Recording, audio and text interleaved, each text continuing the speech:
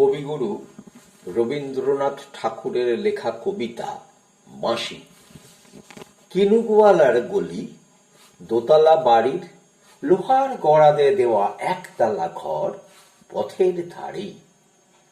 লোনা ধরা দেয়ালেতে মাঝে মাঝে ধসে গেছে বালি, মাঝে মাঝে স্যাঁথা পড়া দাগ। মার্কিন খানের মার্কা একখানা ছবি সিদ্ধিদাতা গণেশের, দরজার পরে আটা। আমি ছাড়া ঘরে থাকে আরেকটি জীব, এক ভাড়াতে, সেটা টিকটিকি। তফাৎ আমার সঙ্গে এই শুধু, নেই তার অন্যের অভাব।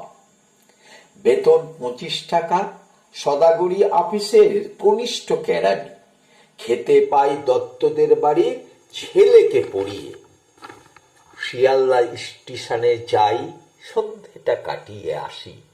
আলু ঝালাবার দায় বাঁচে। ইঞ্জিনের ধস ধস, বাঁশির আওয়াজ, যাত্রীর ব্যস্ততা, কুলি হাঁকাহাঁকি। 10:30 বেজে যায়। তারপরে ঘরে এসে নিরালা নিঝুম অন্ধকার। ধলেশ্বরী নদী তীরে পিসিদের গ্রাম। পাঁড় দেওরের মেয়ে অভাগার সাথে তার বিবাহের ছিল ঠিকঠাক। লগ্ন শুভ, নিশ্চিত প্রমাণ পাওয়া গেল। সেই লগ্নে এসেছি পালিয়ে।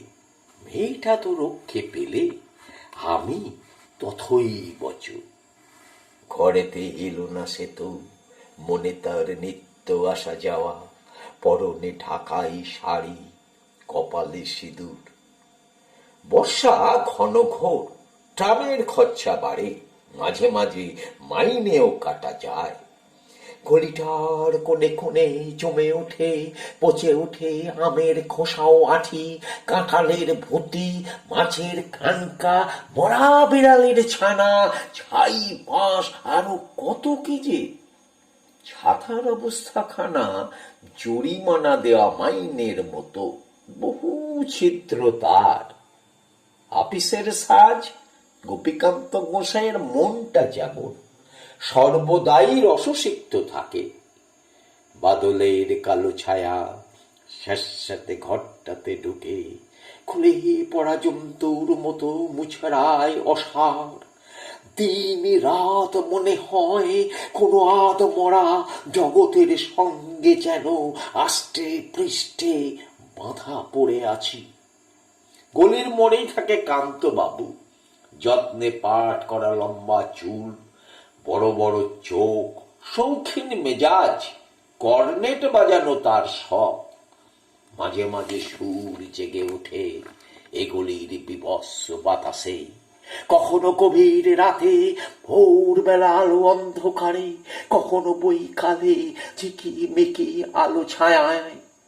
হঠাৎ সন্ধ্যায় সিন্ধু বারোয়ায় লাগে তান। সমস্ত আকাশে বাজে অনাদিকালের বিরহ বেদনা।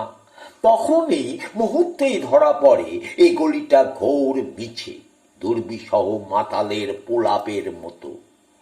হঠাৎ খবর পাই মনে, আকবর বাদশার সঙ্গে হরিপদ কেরানির কোনো ভেদ নেই। বাঁশির করুণ ডাকবে, ছেঁড়া ছাতার অচ্ছত্র মিলে চলে গেছে এক বৈকুণ্ঠের দিকে। এ গান যেখানে সত্য অনন্ত কধূলি লগ্নে, সেইখানে বই চলে ধলেশ্বরী তীরে তমালের ঘন ছায়া। আঙ্গিনাতে যে আছে অপেক্ষা করে, তার পরনে ঢাকাই শাড়ি, কপালে সিঁদুর। তার পরনে ঢাকাই শাড়ি, পরনে সিঁদুর।